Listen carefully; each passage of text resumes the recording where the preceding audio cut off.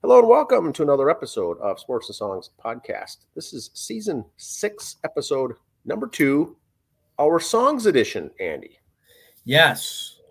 Today's November 21st, 2024, and we got a little AC/DC for the listeners. AC/DC, Andy. And Yeah, we'll so be seeing them coming up here in the tribute band anyway, December mid-December. 13th at the Medina Ballroom, the Medina Entertainment Center. So AC/DC is also coming out with potentially some new tour announcements. But let's get to the album review. We've Yes. done some of these in the past, more recent, I think. But now we're going to go back a little deep tracks, a little deep album this time, Andy. And I'm going to get rid of this banner here, but it's Flick of the Switch that came out. This is 1983, AC/DC, ninth studio album by Australian rock band AC/DC. It was deemed a commercial disappointment because it failed to match the sales figures of the band's previous 2 releases. So we all know Back in Black in 1980 was huge. For Those About to Rock, 1981, huge. And then this came out and it wasn't. Now there's many reasons for that.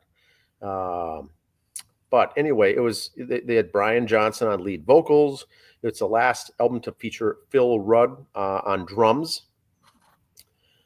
But they went back to the Bahamas to go to Compass Point Studios to film this record. This is the same studio where they did Back in Black with Robert John Mutt Lange.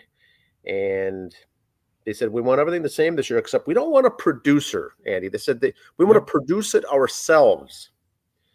And Mutt Lange and others said, oh, really? Good luck with all that. And what do you want to do? The album cover. Should we get a graphics department to do an album cover that's really cool? No, we'll do that ourselves. Black and white. There it is. The readers can see it there. Flick of the switch. It's a pencil-based, just a drawing, it looks like. That's it. Yep. Rough draft type sketch. A rough draft. But the music is... I thought it was awesome. There's really good songs in there. They released 3 singles, but nothing ever took hold. There was no big name producer. There was no flashy artwork. There was no flashy music videos. It was raw, and that's what they wanted.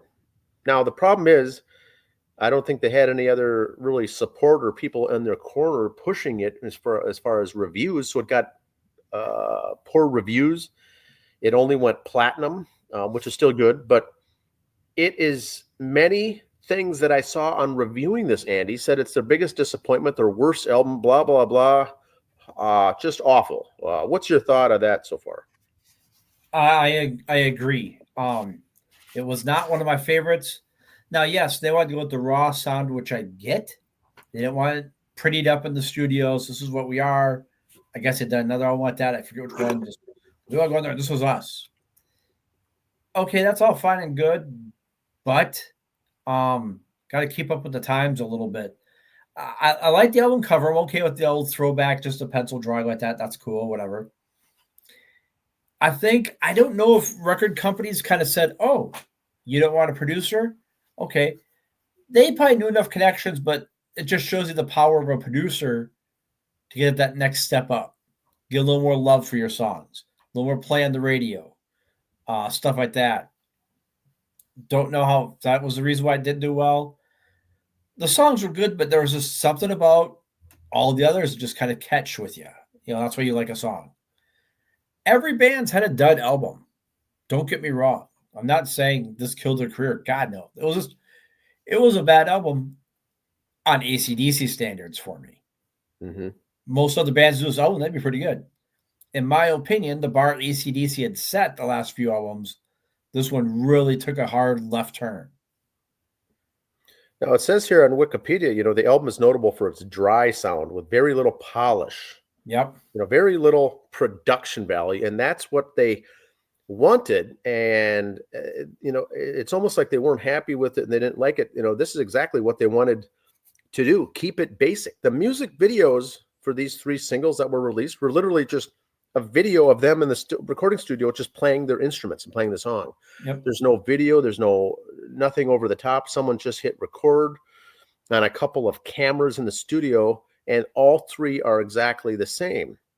Now, the difference, what I found out by going to YouTube and going to the playing the album on YouTube, and while it plays, I go through and scour the comments section. And what I was surprised to see was how many of the true AC/DC fans who think that this is one of the best albums.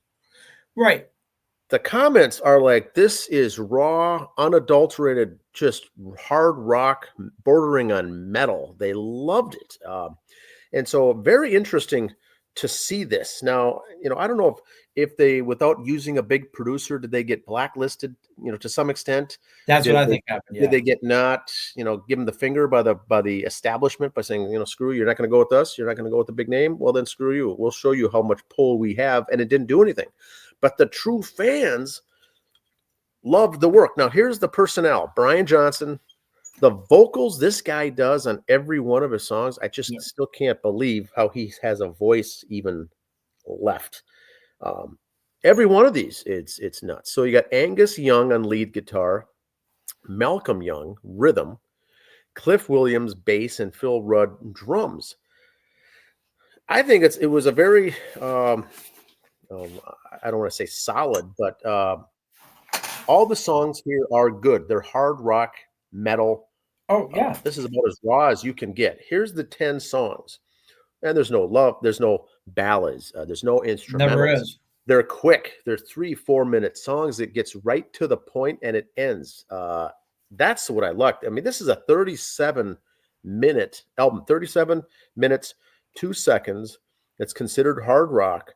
Boy, in a half an hour, most people's drives nowadays, today's world, your commute to work is 30 minutes. You can listen to this whole album on the way to, running errands on a Saturday afternoon, basically going to work. Here's the songs: Rising Power.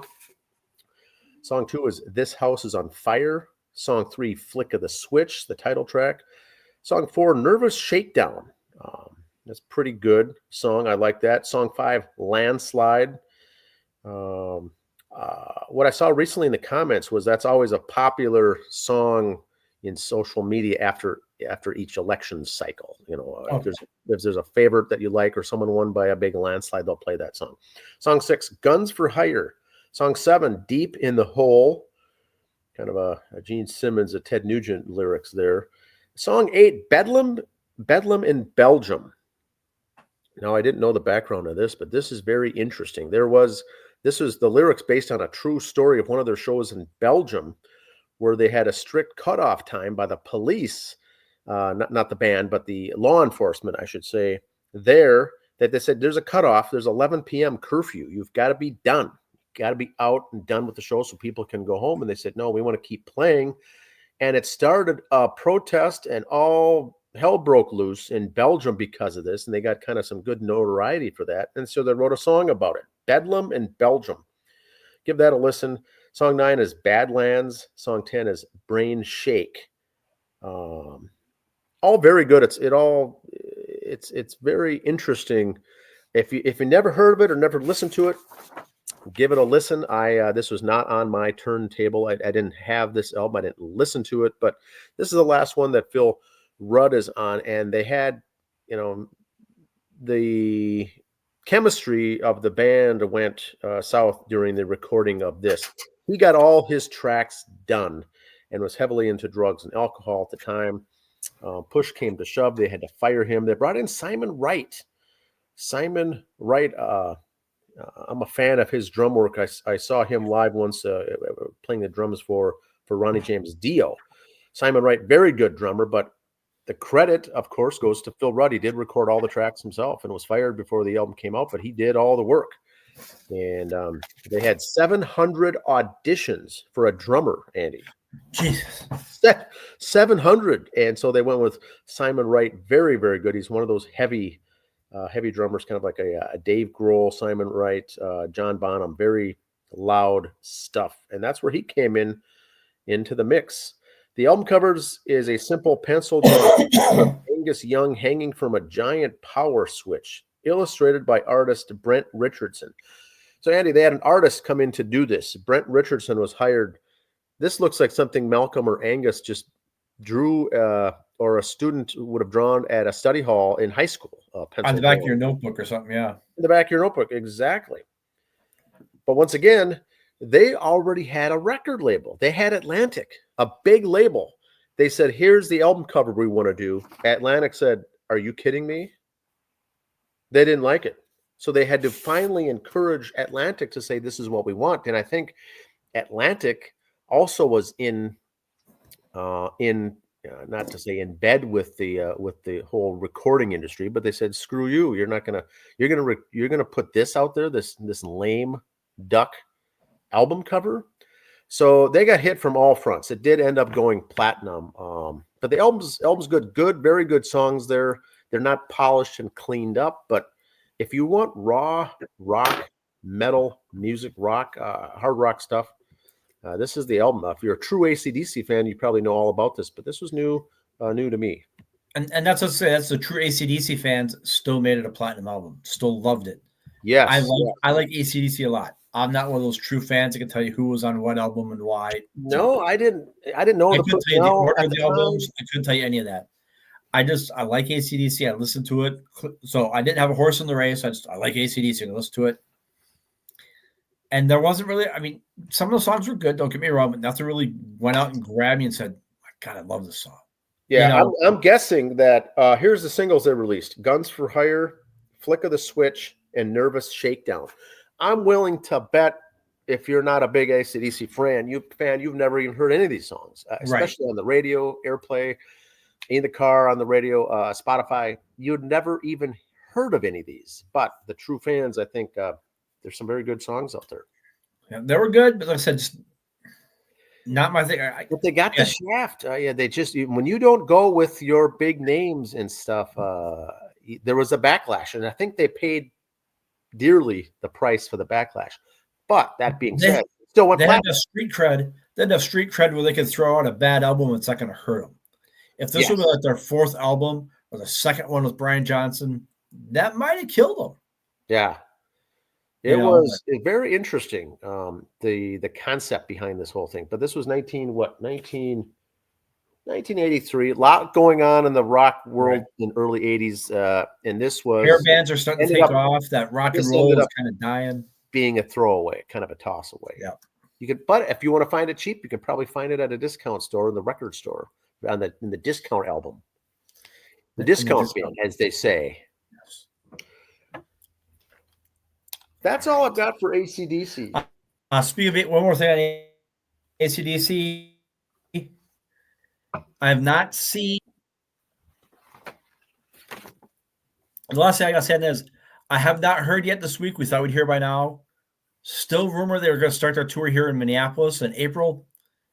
I guess at one point, US Bank Stadium did have it on their website and took it down soon after. There's rumors that Axl Rose might tour with them. Not since the Guns N' Roses AC/DC tour. Just he filled in a lot for Brian at the end when he had the hearing trouble. So I don't know if that's a thing where Axl come out and sing a few songs to give Brian a break. So we'll see how that all works out too. Yeah, that'll be very interesting to see how that all shakes out. All right. I got some other stuff for you here. All right. I like it. Fastest growing podcast all of Western Country. It's on CNN. How can you argue with that? Oh, I like it. That's a great screenshot there, right as it appeared. I like it. All right. Music history for you, the 21st of November in the year 2017. American singer, songwriter, and guitarist David Cassidy died of liver failure at age 67. Best known as Keith Partridge, son of Shirley Partridge, played for by his real stepmom, Shirley Jones. Nice. On the 70s musical sitcom The Partridge Family, which led him to becoming a popular culture teen idol. I grew up as a fan of that show till 20, even today, but even then, a lot of David Cassidy's solo stuff after that, I really enjoyed his work. Very talented. Gone way too soon. He would do concert tours, and his music was not like the Keith Partridge music. Okay. So it was kind of one of those things. It's like you weren't getting Keith Partridge when you saw his tours. I mean, it wasn't like as bad as Bob Saget's comedy. Bob Saget, the dad from Full House, then goes out and drops more F-bombs than Eddie Murphy on a comedy show. Oh my, yes, that's true. It's not that big a difference, but he was more of a rock and roll. I mean, his brother Sean Cassidy from the Hardy Boys. So that the whole image, but he was a good rock and roll player. He had good rock. I enjoyed it. It was something different. Yeah, Sean Cassidy passed away on this day. And also the side note fact, because we're here to educate. Of course. His stepmom Shirley Jones did play his mom on there, and that was part of the deal on the show. David Cassidy did sing, and she sang. Everybody else was copied over. Oh, really? So that was part of the agreement when they signed on She had to contractually sing to too, do the yep. show. They were live, authentic, organic voices. Okay. Same date, 1987. Billy Idol knocked Tiffany from the #1 spot in the U.S. singles chart with his version of Tommy James' Mony Mony. Tiffany had the #1 spot with Tommy James' song, I Think We're Alone Now. Oh, Tommy really? James, years later, had #1 and 2 on the charts for a while. Those were both his. Yes. Yep. See, I didn't know that ever. And See, and that's why two we do different the show. genres re-singing his songs, too. So, Oh, wow. yep. Here to educate, Dan. Yes, we learn a lot here on the show. I do. 1980, Don Henley was arrested after a naked 16-year-old girl was found in his home in Los Angeles, suffering from a drug overdose. He received a $2,000 fine with 2 years probation. Not making a highlight of this. I'm just showing times of change between what these rappers are getting nailed with nowadays and this. Imagine this if there was social media back If this then. was This would today, have taken off huge. his career would be done. I don't think I've ever even heard of this story. Yep. $2,000. Now I didn't do the math what $2,000 is in today money, but I'm pretty sure it was not much. And 2 years probation. So he never did time in the Iron Bar Motel. Yeah. He cut a check and had to be a good boy for 2 years. There's so many things wrong with the story that I don't even know where to begin. Yeah. A 16-year-old girl too, not a 36-year-old or 26. It was probably just he's a rock and roller. That's what they do. Things will be that we'll get over it. That is a horrendous story. But I mean, look at the members, the musicians today of any band. I mean, just take whoever you want. Insert band X here. Oh, A 16-year-old naked girl in his room or in his house suffered from a drug overdose. I'm not smiling or laughing at it, but just the concept of all of these things back in 1980 and slap on the wrist will put you on a little probation and it'll all be gone. It'll all be fixed soon. That is just so bad. Right. Just it's scary. I mean, that 22nd of November, 1975, KC and the Sunshine Band started a 2-week run at #1 with their hit single, That's the Way I Like It. Yes.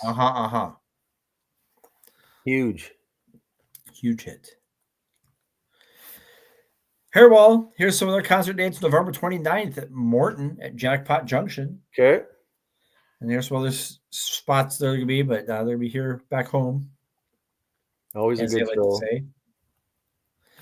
Now, I have not seen why. I caught this at the last minute before we came on air.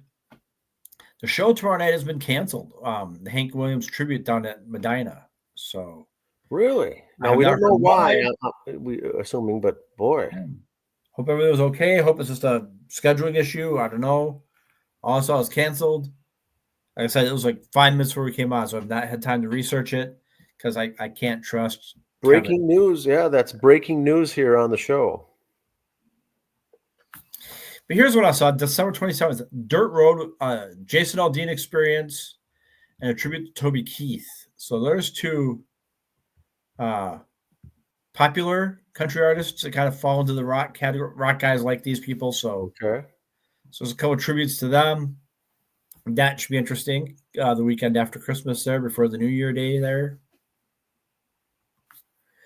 And like I said, Dan, that's all I got. It was pretty short and sweet. Not much going on here. Keeping it pretty mellow. So like we said, AC/DC is out. They're on tour. Dates are announced. Cities are announced. They're going to be filling in the locations and the venues and whatnot. But An that exact date. should be good. That should be good stuff. Once again, they've been around for so long and playing for so long. But Well, you think about it. We talked about this a while ago when we did it on Theirs. The Scorpions are playing a set in Vegas, so they're going to be there for a stay. 60 years. yes, They've been around more than we have. yes, playing professional. And it's some of the original members still. It's not like it's like when we were kids, you only see, the Four Tops are playing somewhere. And it's none of the original four, just guys have filled in over the years. They just use the name. Replacement people. It's a turnstile of personnel. Yeah. No, this is Scorpions. And I think AC/DC, I could see them. I could see them in the future doing that. Doing a run in Vegas at the whatever that thing is called. Oh, the Sphere. Yes. I could see AC/DC doing that the next year or two after this tour. And with these aging musicians, it's very common to see them on the, the casino tour on the smaller venues, in the casinos and whatnot. This is AC/DC in a large arena, once again. It's not easy to pull off at their age. No. But good stuff. We'll be back next week with another album review. Until then, leave us comments and requests and information and suggestions. Yes. Comments section. See ya. Have a good week.